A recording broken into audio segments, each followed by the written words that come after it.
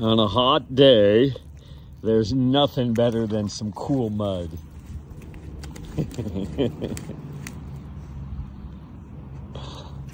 And if people are wondering why Noonie is tied up here, it's because Noonie is narrow and Noonie can get through the fence at the moment. And we have very specific reasons for using that kind of fencing material where we live.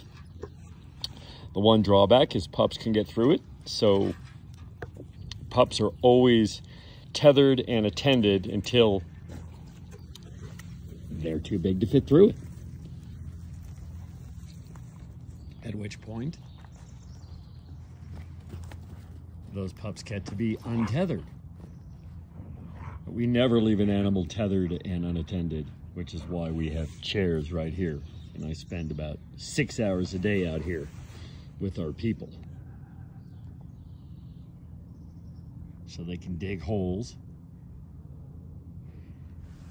and make mud pies and get wet and be fuzzy. See, here we go, back to the mud pie. Boom, boom, boom, boom, boom. Yep. Noonie.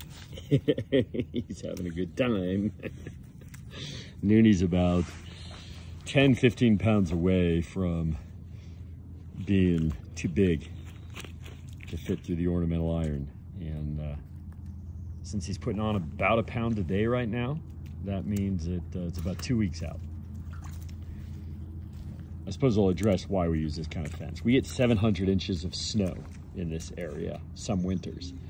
And any other fencing material gets pulled down by that snow and collapses under the weight of it. And the other thing is that we have some height restrictions where we are, and game fencing or chain link fencing or wood fencing lends itself to being climbed, whereas this material does not.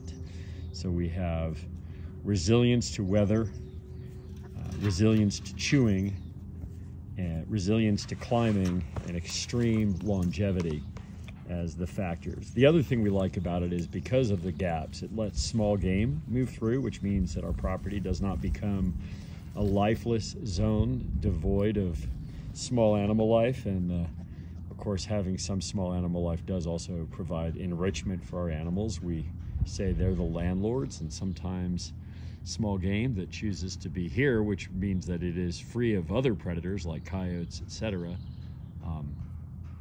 sometimes gets taxed. Noonie.